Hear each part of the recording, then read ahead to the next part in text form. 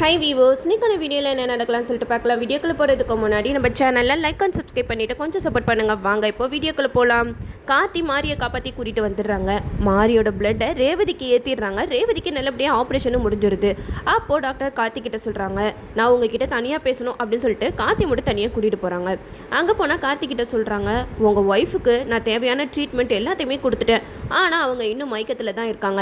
அவங்க இன்னும் 1 மணி நேரத்தில் கண் முழிக்கலைன்னா அப்புறம் கடவுள் விட்ட வழி, அதுக்கப்புறம் என்ன நடக்கும்னு என்னால் சொல்ல முடியாது அப்படின்னு சொல்கிறாங்க. இதை கேட்டதுமே கார்த்தி ரொம்பவே உடஞ்சி போயிடுறாங்க. என்ன டாக்டர் சொல்கிறீங்க, உங்களை நான் ரொம்ப நம்பினே, எதுக்காக இப்படியெல்லாம் சொல்கிறீங்க அப்படின்னு சொல்லிட்டு கேட்க, அதுக்கு டாக்டர் சொல்கிறாங்க, என்னால் என்னப்பா முடியும், என்னால் முடிஞ்சது ட்ரீட்மெண்ட் மட்டும்தான், அதை நான் நல்லபடியாக செஞ்சுட்டேன். எங்கள் ட்ரீட்மெண்ட்டை மீறியும் ஒரு சில அதிசயங்கள் நடக்கும், அந்த மாதிரி இந்த ரேவதிக்கு நடந்தால் தான் உண்டு அப்படிங்கிற மாதிரி சொல்கிறாங்க. இதெல்லாம் கேட்டுட்டு கார்த்தி ரொம்பவே மனசடைஞ்சு போயிடுறாங்க.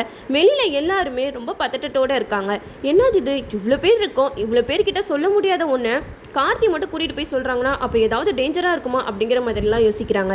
அப்போது மயில் சொல்கிறாங்க சாமுண்டீஸ்வரி கிட்ட, அத்தை நான் வேணா போட்டுமா அப்படின்னு சொல்லிட்டு கேட்க, அதுக்கு சாமுண்டீஸ்வரி சொல்கிறாங்க, வேணாம் மாப்பிள்ள, டாக்டர் வந்து அவங்கள மட்டும் தானே பர்சனலாக பேசணும்னு கூட்டிகிட்டு போயிருக்காங்க, இந்த நேரத்தில் நீங்கள் போனீங்கன்னா அது தப்பாயிடும் அப்படின்னு சொல்லிட்டு கார்த்தி வர வரையும் எல்லோரும் வெயிட் பண்ணிக்கிட்டு இருக்காங்க. கார்த்தி வந்ததுக்கப்புறம் சாமுண்டீஸ்வரி கேட்குறாங்க, என்ன மாப்பிள்ள சொன்னாங்க சொல்லுங்கள் எங்ககிட்ட அப்படின்னு சொல்லிட்டு கேட்குறாங்க. அதுக்கு கார்த்தி சொல்கிறாங்க, இல்லை அத்தை, ரேவதி வந்து இப்போ கிரிட்டிக்கலான சுச்சுவேஷனில் தான் இருக்காங்க, இன்னும் 1 மணி நேரத்தில் ரேவதி கண் முழிக்கலனா அப்புறம் உயிருக்கே ஆபத்தாயிரும் அப்படிங்கிற மாதிரிலாம் சொல்கிறாங்க. அப்படின்னு சொன்னது கேட்டதுமே சந்திராவுக்கு பயங்கர சந்தோஷமாயிடுது.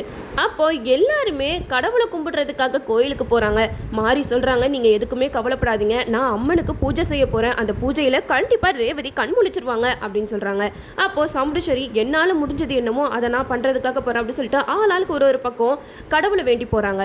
அந்த நேரம் பார்த்து காளியம்மா சந்திராவுக்கு கால் பண்ணுறாங்க. அப்போ சந்திரா அந்த கால் அட்டன் பண்ணி பேசுகிறாங்க. காளியம்மா கிட்ட சொல்கிறாங்க, என்னம்மா எப்படி போய்கிட்டு இருக்கு நிலமை, என்ன ரேவதி பொழைச்சிருவா போலையே அப்படிங்கிற மாதிரி காளியம்மா சொல்ல, இதை கேட்ட சந்திரா சொல்கிறாங்க, அப்படியெல்லாம் இல்லை அத்தை, இன்னும் அவள் சீரியஸாக தான் இருக்கா, டாக்டர் சொல்லிட்டாங்க, இன்னும் 1 மணி நேரத்தில் ரேவதி கண் முழிக்கலன்னா அவ்வளோ தான் அப்படிங்கிற மாதிரி சொல்லியிருக்காங்க. அதை கேட்டதுமே காளியம்மாவுக்கு ரொம்ப சந்தோஷமாயிடுது.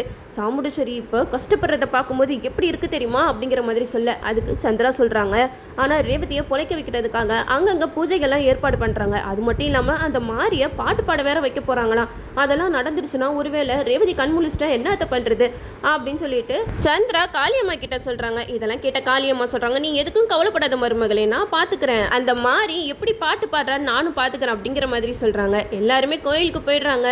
பாட்டி, ரோகிணி, துர்கா இவங்க எல்லாருமே ஒரு பக்கம் ரேவதிக்காக டீச்சர் ஏந்தி நடக்க போகிறாங்க. அது மட்டும் இல்லாமல் இந்த சைடு நம்ம சாமுண்டீஸ்வரி ஆசிரமத்துக்குலாம் போயிட்டு சின்ன சின்ன குழந்தைங்களுக்கெல்லாம் சாப்பாடெல்லாம் போட்டு அவங்கள ரேவதிக்காக ப்ரே பண்ண சொல்கிறாங்க. இந்த சைடு நம்ம கார்த்தி ரேவதியை கண்காணிச்சிக்கிட்டே தான் இருக்காங்க. ஏன்னா கண்டிப்பாக சிவனாண்டி அவங்க கூட இருக்கிற ஆளுங்கெல்லாம் சேர்ந்து ரேவதியை ஏதாவது பண்ணுறதுக்கு வாய்ப்புகள் அதிகமாக இருக்குது. அதனால ரேவதி கிட்ட ஒரு ஆள் இருக்கணும்ல, அதனால நம்ம கார்த்தி தான் ரேவதி பக்கத்தில் இருக்காங்க. அப்போ காளியம்மா வந்து சந்திரா கிட்ட சொல்லியிருப்பாங்க, என்னதான் நடந்தாலும் சரி, நீ ரேவதி மூக்கில் இருக்க மாஸ்கை ரிமூவ் பண்ணிடு, அப்புறம் அவள் ஒரடியாக மேலே போய் சேர்ந்துரும் அப்படின்னு சொல்லிட்டு சொல்லியிருப்பாங்க. அது மாதிரியே சந்திரா பண்ணலான்னு வரும்போது கார்த்தி இருக்கிறத பார்த்துருவாங்க. இவன் இப்படி குத்துக்கள் மாதிரி உட்காந்துருக்கானே, இவன் எங்கேயாவது போனாதான் ரேவதி மூஞ்சில் இருக்கிற மாஸ்கை நம்ம எடுக்க முடியும், இவன் எங்கேயும் நகர்ற மாதிரியே தெரியலையே அப்படின்னு சொல்லிட்டு யோசிக்கிட்டு இருக்காங்க. இந்த சைடு நம்ம கார்த்தி ரேவதியை பார்த்து அழுதுட்டு இருக்காங்க. நீ மன்னிச்சிரு ரேவதி, நான் உன்னை ரொம்பவே ஹர்ட் பண்ணிட்டேன், இப்போ நீ இப்படி இருக்கிறத என்னால் பார்க்க முடியல அப்படின்னு சொல்லிட்டு ரேவதி கிட்ட புலம்பிக்கிட்டு இருக்காங்க. இந்த சைடு மாறி பண்ணுற பூஜையில் எல்லாருமே கலந்துக்கிறாங்க.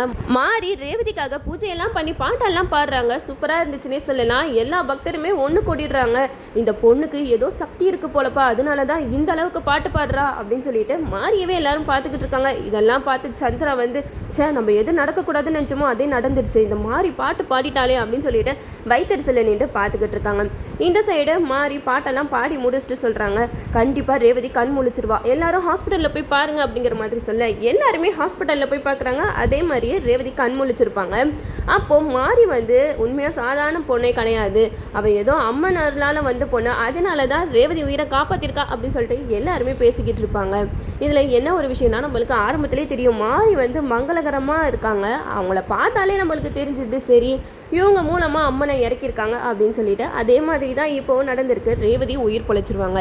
எல்லாமே நல்லா போய்கிட்டு இருக்கப்ப சாமுண்டீஸ்வரி தலையில் குண்டை தூக்கி போடுற மாதிரி ஒரு விஷயம் நடக்க போகுது. நம்ம சாமுண்டீஸ்வரி ஏற்கனவே தீபாவதி கிட்ட போயிட்டு கார்த்தியை பற்றின விஷயம்லாம் கண்டுபிடிச்சு கொடு அப்படின்னு சொல்லிட்டு கேட்டிருப்பாங்க இல்லையா, அந்த டிடெக்டிவ் தீபாவதி கார்த்தியை பற்றின விஷயம் எல்லாத்தையுமே கண்டுபிடிச்சி ரேவதி கார்த்தி இவங்க 2 பேருமே ஒன்று சேர்ற நேரத்தில் கொண்டு தூக்கி போடுற மாதிரி சாமுண்டேஸ்வரி கிட்ட எல்லா உண்மையும் கார்த்தியை பற்றி சொல்லிடுவாங்க.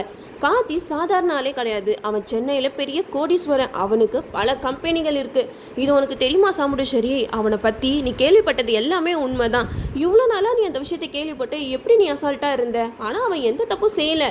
அவன் ரொம்ப நல்லவன் தான் நான் விசாரித்த விதத்தில். ஆனால் அவன் உன்கிட்ட எதுக்காக டிரைவராக இந்த வீட்டில் வந்தான் தான் எனக்கு தெரியல.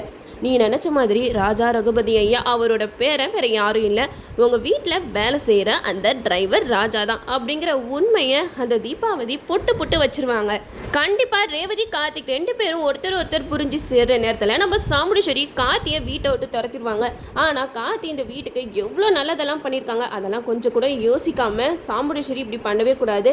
பட் டைரக்டர் கதையை அப்படி தான் எடுத்துகிட்டு போவார். ஏன்னா கண்டிப்பாக நம்ம சாமுண்டேஸ்வரிக்கு கார்த்தியை பற்றின உண்மைலாம் தெரிஞ்சிச்சுன்னா கண்டிப்பாக நம்ம சாமுண்டேஸ்வரி கார்த்தியை வீட்டிலலாம் வச்சிருக்க மாட்டாங்க. வீட்டை விட்டே துரத்திடுவாங்க. நம்மளும் வெயிட் பண்ணி பார்ப்போம். ஓகே வியூவர்ஸ், இந்த வீடியோ உங்களுக்கு பிடிச்சிருந்தா லைக் பண்ணுங்கள். மறக்காமல் நம்ம சேனலை சப்ஸ்கிரைப் பண்ணிடுங்க.